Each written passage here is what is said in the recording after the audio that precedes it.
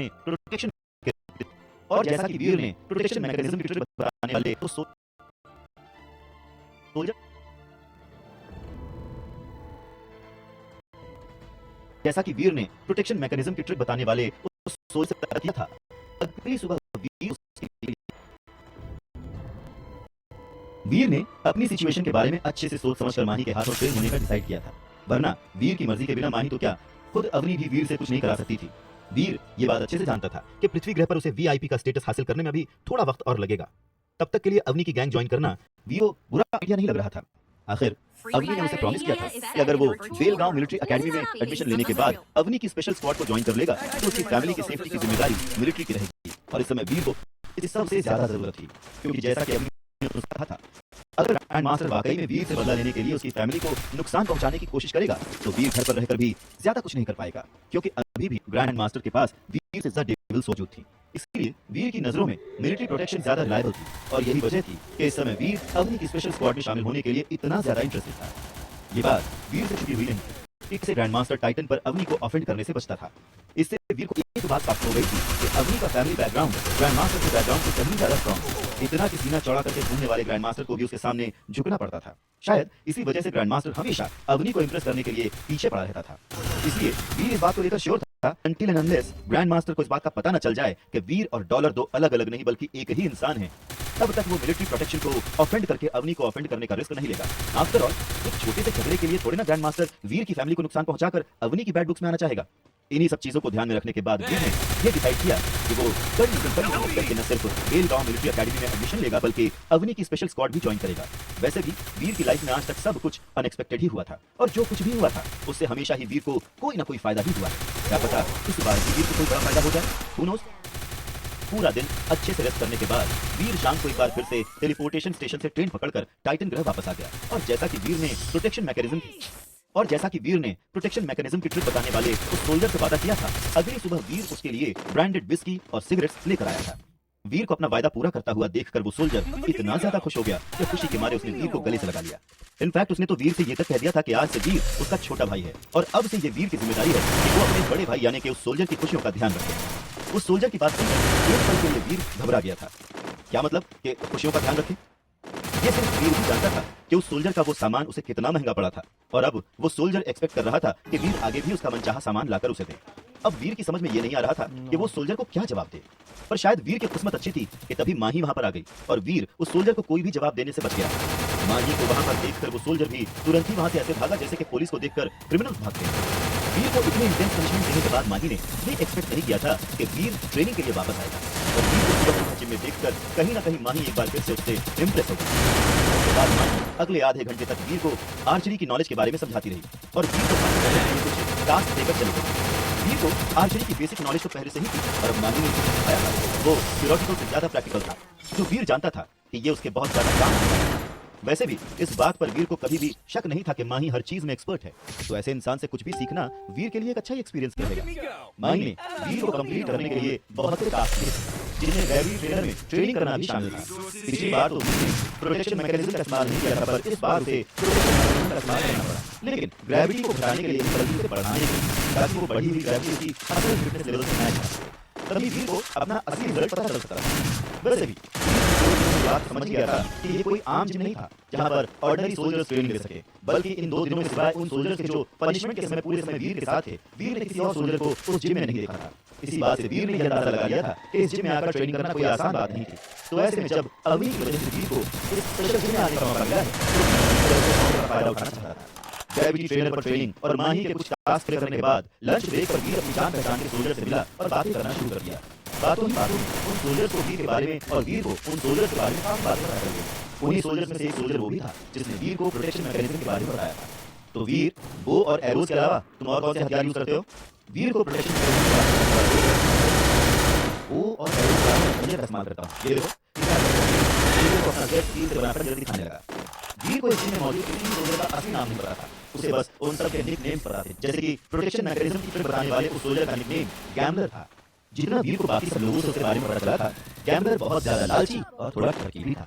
खैर वीर को ये इंफॉर्मेशन सुनकर कोई हैरानी नहीं हुई, क्योंकि जिस तरह से गैम्बलर ने पहली ही मीटिंग में वीर से सिगरेट की डिमांड की थी और बाद में जब वीर से कहा था कि अब से उसे खुश रखने की जिम्मेदारी वीर की है, उसी से वीर को उसके नेचर का अंदाजा तो हो गया। वीर के हाथों से उसका खंजर लेकर गैम्बलर ने उस खंजर से खेलना शुरू कर दिया। गैम्बलर के हाथों में वो खंजर कोई हथियार नहीं बल्कि एक जीती जागती चीज लग रही थी। जिस तरह से गैम्बलर वीर के खंजर के साथ मूवमेंट कर रहा था, एक पल के लिए वीर को ऐसा लगा जैसे गैम्बलर के हाथ में वीर का खंजर नहीं बल्कि कोई सांप हो, जिसे वो आसानी से कहीं भी मोड़ और घुमा सकता था। अब ये देखो, गैम्बलर वीर के खंजर को उसकी आंखों से बस 1 इंच की दूरी पर रखा और वूश, हाथ के एक सिंपल मूव के साथ वीर का खंजर उसकी आंखों के सामने से खड़ा हो गया और गैम्बलर के हाथों में उसे कुछ भी नजर नहीं आया। ओ तेरी, तुम्हारा निकनेम गैम्बलर करने बस जादू करना था। गैम्बलर हुआ वीर अपनी तरफ देखने लगा और उसे उसका खंजर कहीं भी नजर नहीं आया। वीर का हैरान चेहरा देखकर गैम्बलर जोरों से हंसने लगा और उसने एक बार फिर से अपना हाथ हवा में वीर के सामने हिलाया और इस बार गैम्बलर ने उसकी बंदूक की गोली जो उसके हाथों में वीर का खंजर ऑटोमेटिकली बाहर आ गया। जान गया उसने कैसे किया? वीर को अपनी आंखों पर विश्वास नहीं हो रहा था। एक पल के लिए उसे ऐसा लगा जैसे कि वो कोई सपना देख रहा था। अच्छी तो कहना, गैम्बलर खुद पर प्राउड फील करते हुए पूछता है और उसकी बात सुनकर वीर ने हंसकर हाँ में सर हिला दिया। मजेदार नहीं है?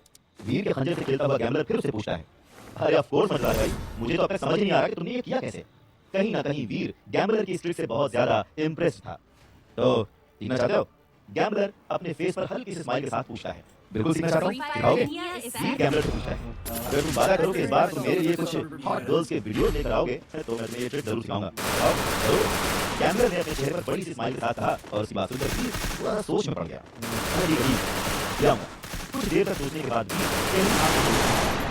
वीर अच्छे से जानता था कि गैम्बलर किन हॉट गर्ल्स की वीडियोस की बात कर रहा है। गैम्बलर जो एक्स रेटेड वीडियोस चाहता था वो खरीदने के बारे में वीर ने कभी सोचा भी नहीं था और इस बात को बताने की भी जरूरत नहीं थी कि ऐसे वीडियोस कितने ज्यादा एक्सपेंसिव होते हैं। पर ये बात भी सच थी कि गैम्बलर ने जो ट्रिक वीर को अभी भी दिखाई थी वो आगे जाकर वीर के बहुत काम आ सकी और इसलिए वीर उस ट्रिक को सीखना चाहता था, फिर चाहे उसके लिए पैसे खर्च ही क्यों ना करने पड़े। वैसे भी उसके फेवरेट सुपर विलेन जोकर ने कहा था कि if you are good at something never do it for free, यानी अगर आपके पास आपके अंदर कोई खासियत है तो आपको पूरा हक है उस एबिलिटी के लिए चार्ज करने का। और वीर ने जो जिंदगी में इसी चीज को अप्लाई किया था, तो अब जब कोई और वीर के साथ कर रहा था तो वीर को उसमें क्या एतराज हो सकता था? कुछ पैसे खर्च करके अगर उसे ये लाइफ सेविंग ट्रिक सीखने को मिलेगी तो सौदा बुरा नहीं था। राइट, जहाँ पर कदम कदम पर खतरा था वहाँ पर ऐसी कोई भी ट्रिक उसे सर्वाइव करने में मदद करती। पर ये ट्रिक है क्या, ये सुनना दिलचस्प होगा।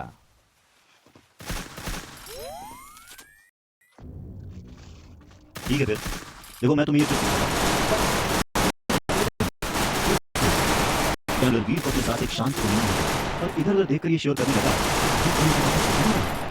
एक बार इस बात की श्योरिटी हो जाने के बाद कि उनकी बातें कोई सुनने वाला बनता नहीं, गैम्बलर वीर को चीजें गायब करने वाले अपने जादू के बारे में बताने लगा। ये बात तो वीर पहले से ही जानता था कि गैम्बलर ने जो अभी अभी उसे दिखाया था वो कोई जादू नहीं बल्कि बस उंगलियों से की जाने वाली कोई ट्रिक थी। और वही सच भी था, वाकई में गैम्बलर ने वीर को जो कुछ भी दिखाया वो कोई जादू नहीं बल्कि हाथ की सफाई थी। भले ही इस ट्रिक में ब्लाइंड स्पॉट का फायदा उठाया जाता था, पर इस ट्रिक का सबसे इंपॉर्टेंट पार्ट एक इंसान का अपने हाथों की मसल्स को अच्छे से कंट्रोल करना था। जैसे सिर्फ हथेलियों की मसल्स को ही नहीं बल्कि पूरे हाथ को कंट्रोल किया जाता था। वीर इस तरह की ट्रिक देखकर हैरान दोनों ही था।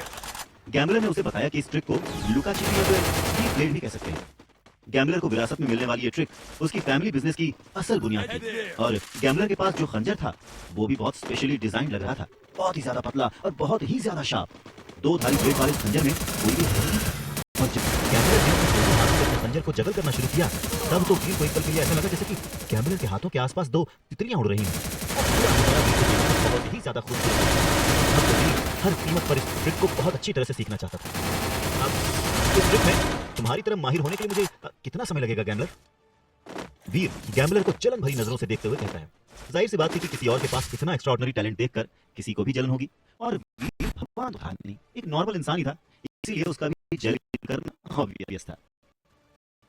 एक दोस्त, मैंने ना 3 साल करना शुरू किया और 7 साल की उम्र तक आते आते मैं बहुत अच्छा हो गया था। अभी मैं जो करता हूँ ये सिर्फ इस ट्रिक की इंटरमीडिएट लेवल है। इस ट्रिक में माहिर होने में मुझे समय लगेगा। मुस्कुराते हुए वीर से कहता है और वीर ने उसकी बात समझते हुए अपने से हाँ मिला।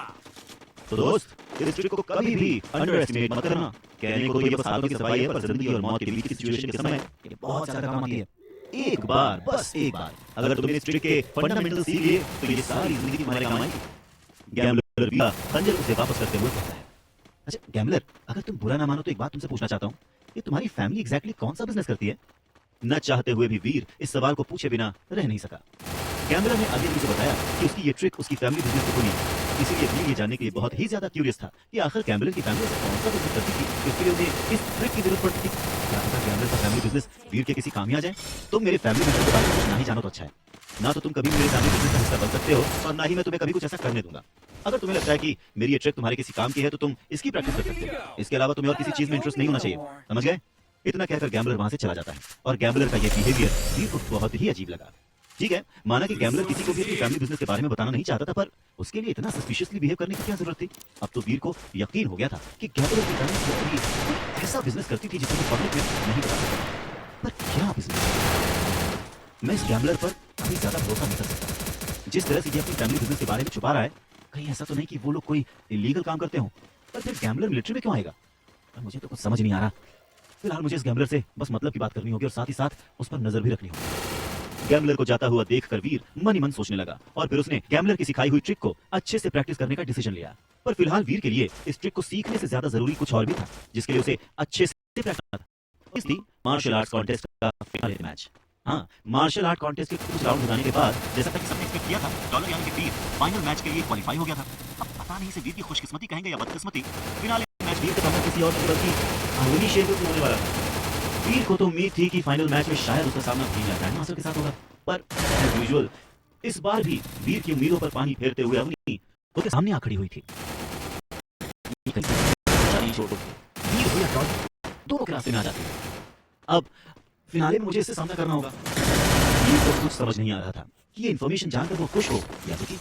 ऐसा नहीं था कि वो अवनी को अंडरस्टिमेट कर रहा था, पर ऐसा भी नहीं था कि वो अवनी के सामने खुद को अंडरस्टिमेट कर सके। बात सिर्फ इतनी सी थी कि वीर ने अवनी शेरगिल का फिनाले मैच के लिए क्वालीफाई होना एक्सपेक्ट ही नहीं किया था। पर वीर की किस्मत, मार्शल आर्ट कॉन्टेस्ट के क्वालीफायर में भीम ने ग्रैंड मास्टर को हरा दिया और सेमीफाइनल में अवनी ने ग्रैंड मास्टर को, और इस तरह से अवनी फाइनल मैच के लिए क्वालीफाई होकर डॉलर यानी कि वीर को, और फाइनल मैच वीर और अवनी शेरगिल के बीच हो गया। और इसलिए वीर को अवनी के साथ फाइनल मैच खेलने में कोई प्रॉब्लम नहीं थी। आफ्टर ऑल अवनी ये डिजर्व भी करती थी।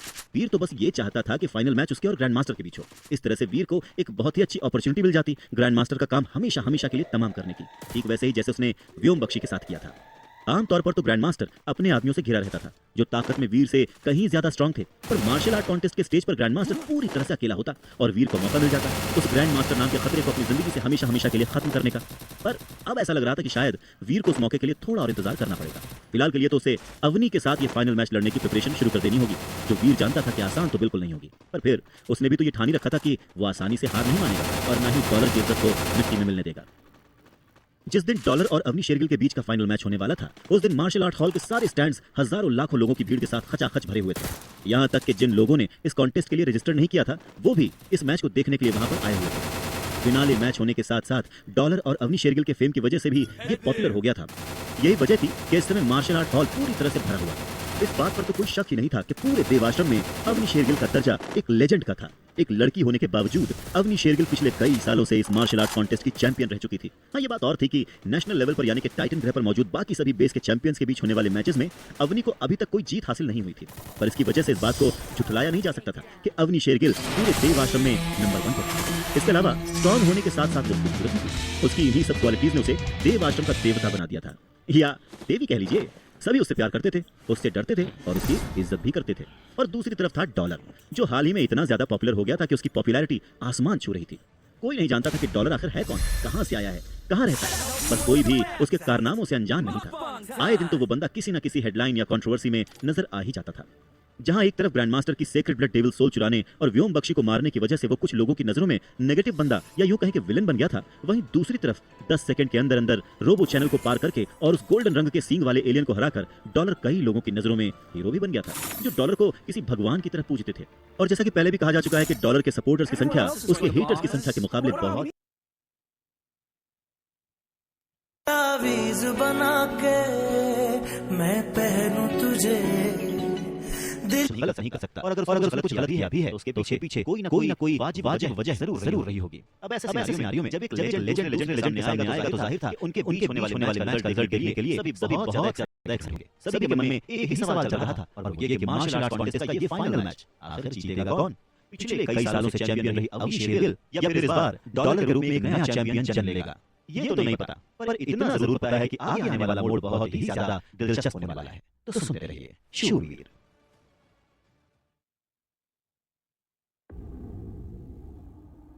डॉलर और अवनी शेरगिल दोनों ही लगभग एक ही समय पर मार्शल आर्ट हॉल के स्टेज पर पहुंचे थे और उन दोनों के स्टेज पर पहुंचते ही पूरा स्टेडियम इतनी जोर से शोर करने लगा कि